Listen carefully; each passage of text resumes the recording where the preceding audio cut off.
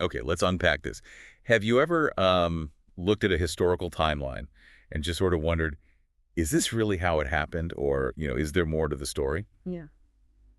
Today, we're diving into a theory that's so revolutionary, it basically claims that much of what we think of as ancient history actually happened in the Middle Ages. Yeah, it's a really fascinating perspective. It fundamentally challenges our whole understanding of time, of civilization itself, suggesting a much shorter, kind of folded historical timeline than the one we usually accept. Right. We're talking about the new chronology, Yeah. NC for short. It was put forth by these two mathematicians, Anatoly Fomenko and Gleb Nosovskiy. Their series is called History, Fiction or Science. Pretty provocative title. Definitely sets a tone.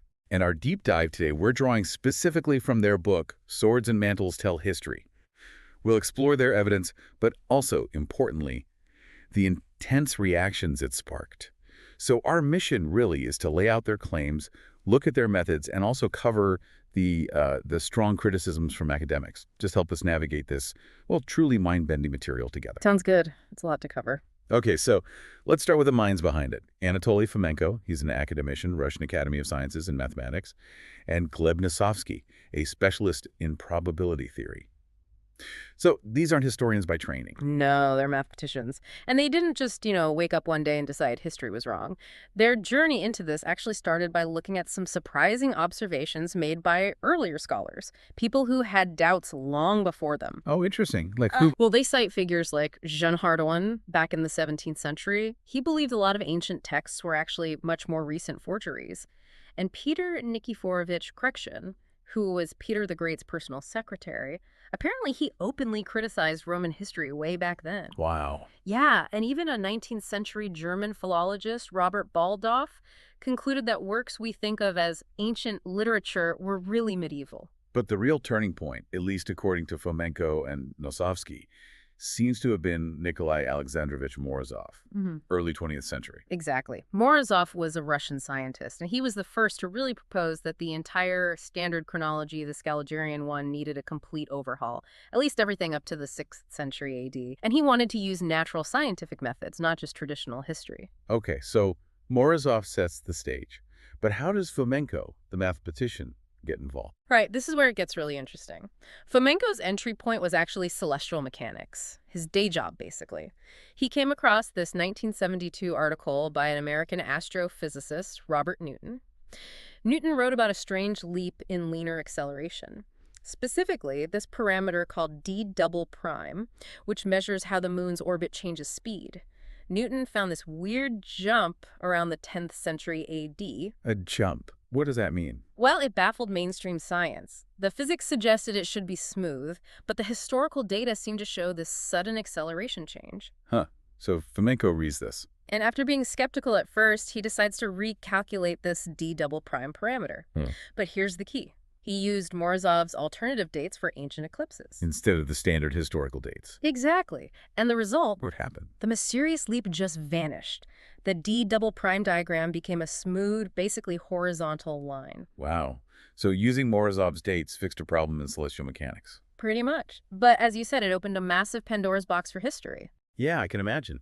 Because if the astronomical data fits better with these different dates... Then what does that mean for all the historical events tied to the old astronomical dates? That's the million-dollar question it raises. So naturally, this kind of work probably wasn't welcomed with open arms by traditional historians. Not at all. The authors talk about a period of deliberate muting of Morozov's work, strong academic opposition. They even mention a 1977 article in a communist magazine criticizing new mathematical methods in history. This was before Fomenko and Nosovskiy even published their main stuff. Preemptive criticism? Seems like it. And there was a special session in 1981, USSR Academy of Sciences History Department, that was sharply critical of their work. Still, having a leading mathematician like Kolmogorov reportedly say, "We shall all look perfectly idiotic if it turns out that Morozov was right." That's something. It is telling, isn't it? Even if he didn't publish Morozov's work, it shows the challenge was significant, even if maybe kept quiet sometimes. It highlights the underlying tension. Okay, so we've seen the origins and the initial controversy. Let's get to the core claims. What does this new chronology actually propose about the past? Well, it proposes a dramatically different past. I mean, fundamentally different. The central claim is that traditional history, especially anything before the 11th century, is deeply flawed. They argue many events are phantom reflections, duplicates of much later events that got mistakenly shifted backward in time. Phantom reflections. So, like, the same story told twice, but dated centuries apart. Essentially, yes. They suggest a lot of what we call ancient Roman, Greek, or Egyptian history wasn't written down back then. They think it was compiled, maybe even kind of crafted during the Renaissance, often using medieval documents or maybe even creating new ones. But what about the ancient manuscripts? Don't we have copies? They point out that the oldest existing manuscripts of things like, say, Tacitus or Thucydides, while conventionally dated maybe around 1100 AD, they only really surfaced for scholars in the 15th century. Ah, so the NC folks say maybe they were written in the 15th century. That's their argument. It's a big leap, but that's the core of it. And perhaps the most audacious claim, this idea of a giant Russian horde. Yes, that's a huge one. They proposed this vast Slav-Turk empire dominated Eurasia right up until maybe the 17th century. In this view, people we think of as separate groups, Scythians, Huns, Goths, maybe even ancestors of modern Ukrainians and Belarusians, were all part of this single massive entity. That completely redraws the map of ancient and medieval power. Absolutely. And connecting this to the bigger picture, the NCE reinterprets famous figures and places. For instance, they propose the historical Jesus wasn't one person, but a composite figure, and the main prototype. The Byzantine Emperor Andronikos Komnenos, who lived much later, around 1152-1185 AD. Wait, Jesus based on a 12th century emperor? That's their claim. And they also suggest that Jerusalem, Rome, even Troy weren't necessarily where we think they were.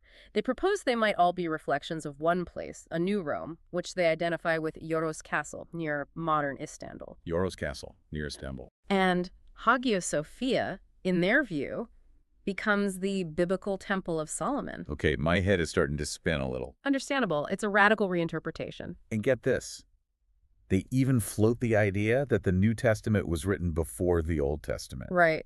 And that the Bible, as we have it, wasn't really finalized until the Council of Trent in the mid-16th century. They suggest apocryphal books, ones that didn't fit the narrative, were deliberately destroyed then.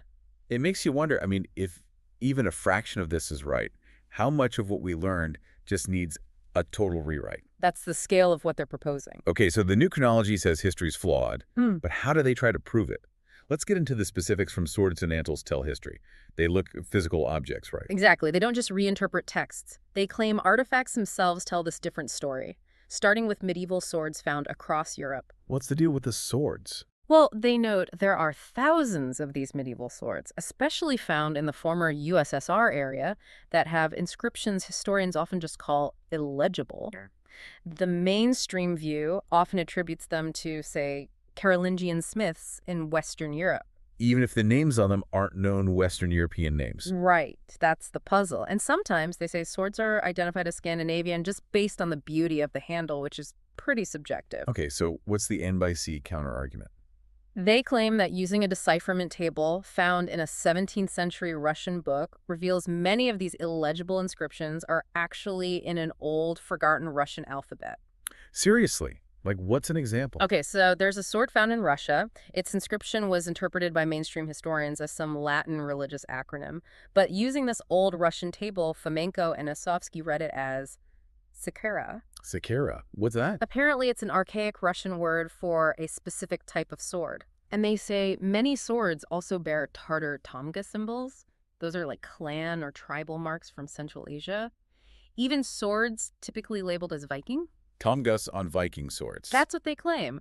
For them, it suggests this widespread shared cultural influence from their proposed Horde empire. So if these inscriptions really are Slavic, not Latin or just gibberish, Yeah. that does make you wonder about the standard story of where these swords came from and who used them, right? It definitely challenges the established narratives about origins and trade routes, yeah. It implies a different kind of connection across Europe. And the mystery continues with other swords. It does. They point to Italian and German swords, 13th, 14th centuries. You can see them in museums, and they are decorated exclusively with Arabic lettering. Only Arabic. On German swords, how do mainstream historians explain that?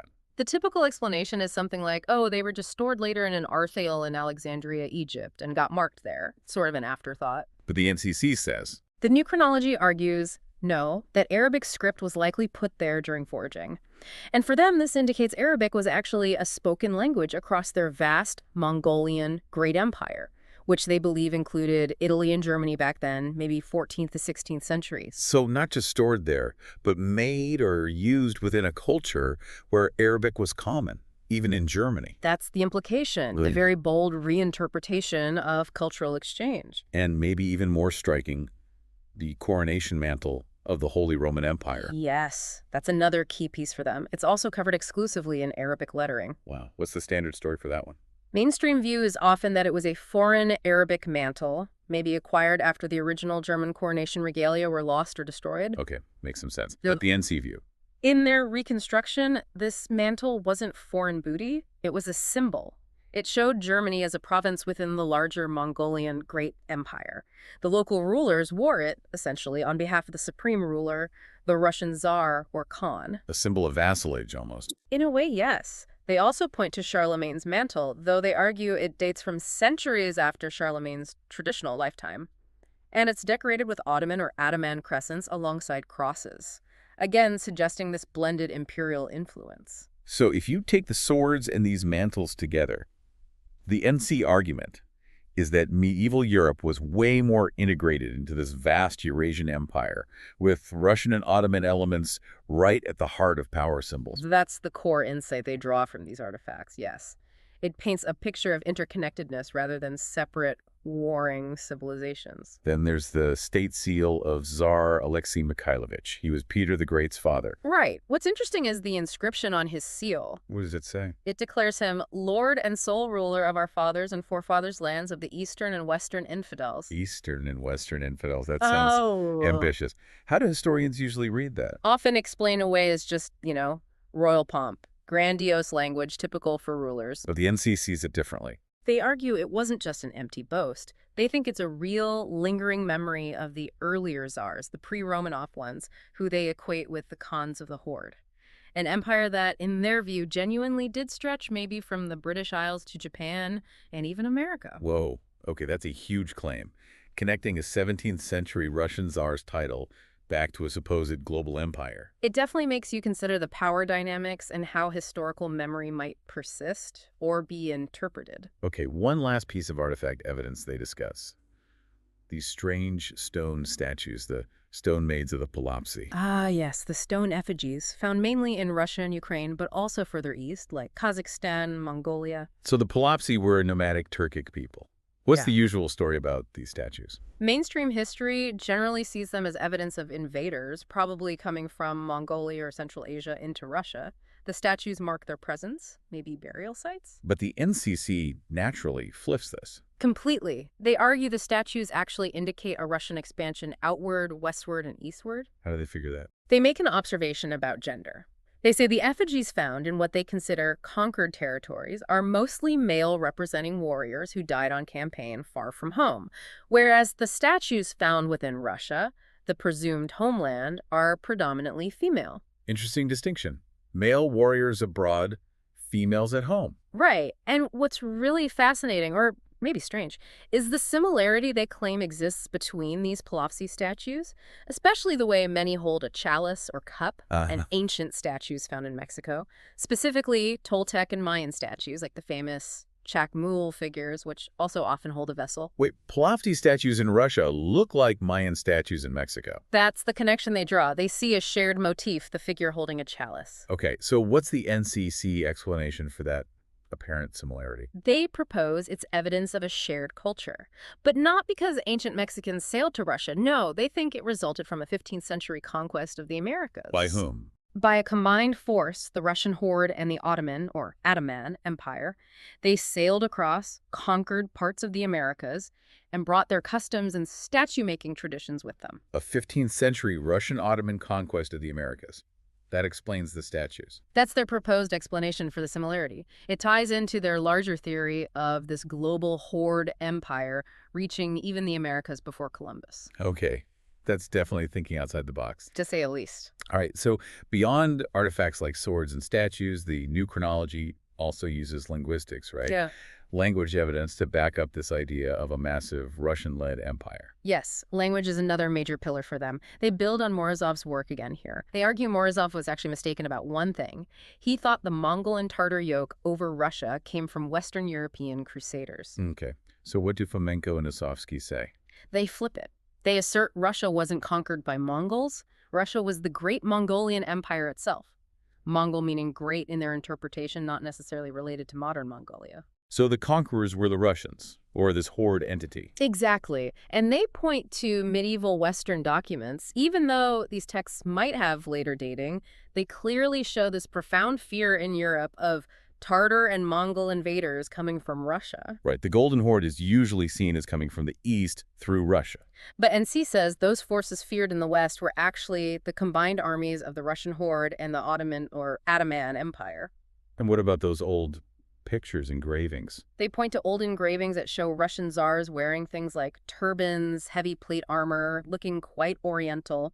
Mainstream history often identifies these figures as maybe generic Eastern rulers or even Western knights depicted fancifully. But NC says, They say, no, these are authentic depictions of powerful Russian rulers, the Tsars Khans of the Horde who did look like that. That certainly makes you question how historical narratives get built, especially if the visual evidence seems to clash with the standard story. It forces you to look again, definitely. Okay, what about place names? Geography. Right, they dive into geographical names, too. They cite Morozov again, who observed that the biblical place name Phaleg might actually refer to the Volga River in Russia. Phaleg, Volga.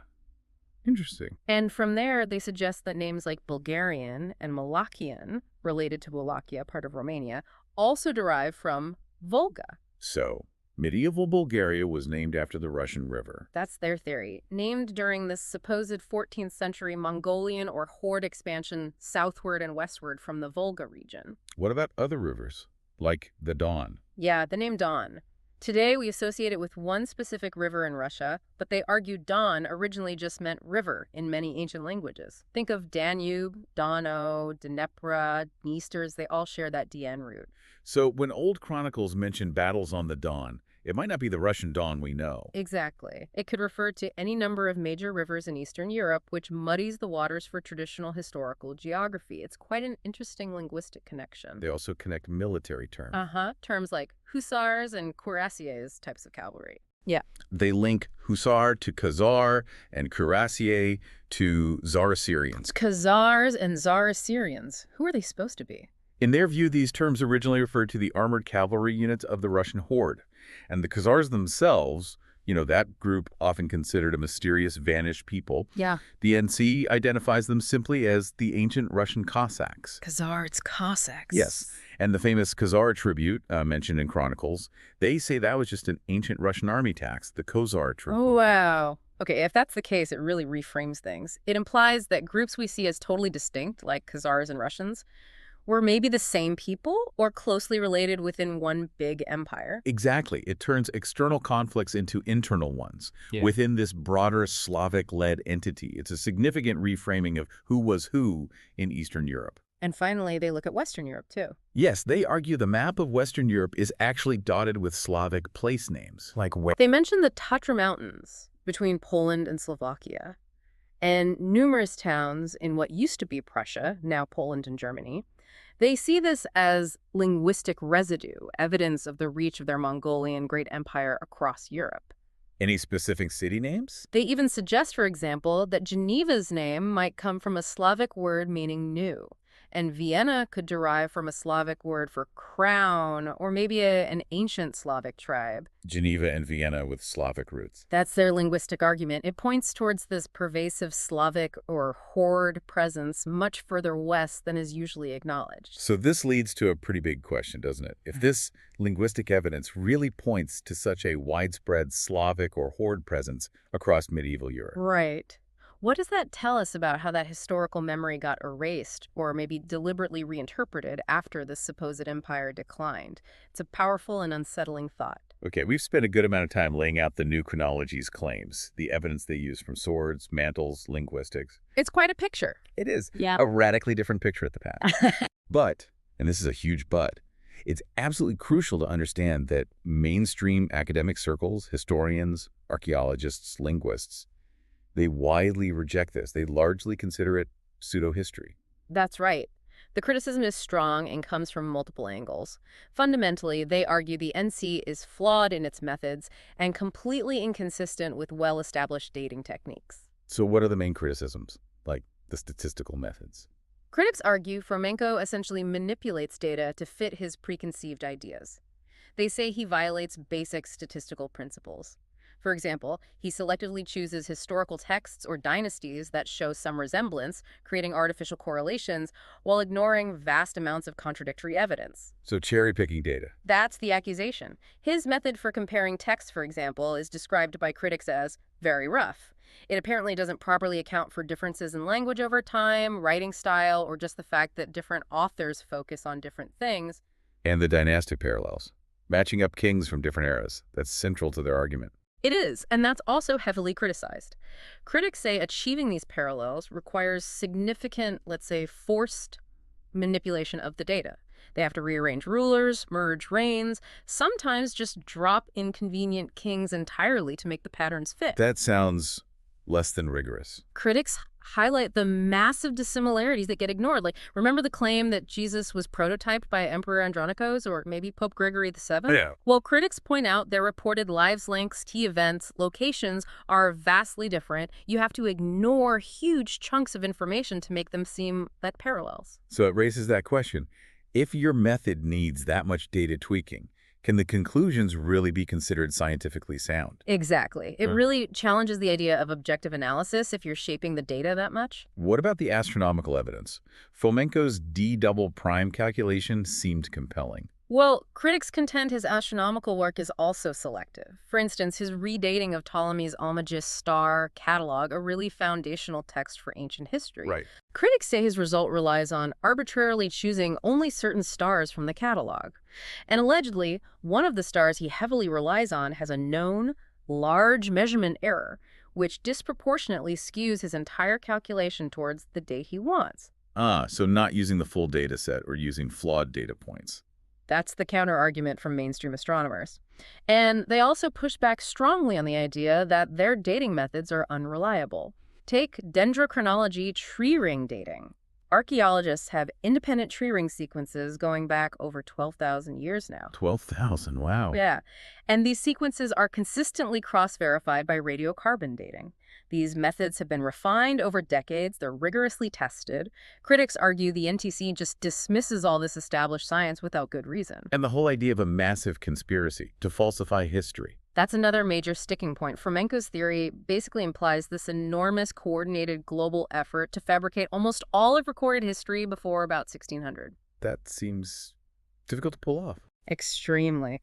And how does the NSC explain the lack of documents supporting their version of history? Let me guess. The conspirators destroyed them all. Precisely. So documents that contradict the NC are dismissed as later forgeries, and the absence of documents supporting the NC is explained by their convenient destruction. That makes the theory pretty hard to disprove, doesn't it? It becomes kind of self-sealing. That's a key logical criticism. It risks becoming unfalsifiable. Think about ancient coins, too. Millions are unearthed globally, consistently matching known ancient rulers and time periods. Under the NC, this would require a grand and consistent scale of counterfeiting across centuries and continents. A global conspiracy of coin counterfeiters working in perfect sync. It stretches credulity for most historians and archaeologists. Finally, some critics bring in politics, like James Billington. Yes. Billington, a well-known professor of Russian history, suggested the new chronology's popularity, particularly in Russia, might stem from something else. Maybe a desire, post-communism, to find a new narrative, one that maintains a sense of Russian imperial consciousness or historical greatness, even if it requires rewriting the past so drastically. So a political or psychological appeal rather than purely historical or scientific? That's one interpretation offered by critics, yeah. Trying to understand why these ideas resonate with some people, beyond the specific claims themselves. Wow. Okay. Yeah. That was a truly mind-bending deep dive, wasn't it? Into a theory that just completely turns history upside down. It really does. We've unpacked the new chronology's really fascinating claims. Mhm. I mean, deciphering swords, remapping entire empires, redating Jesus. It's incredibly ambitious stuff. Yeah. And we've also tried to lay out the strong counter-arguments from mainstream academics, who, let's be clear, mostly see this as pseudo-history. Absolutely, and it really makes you think.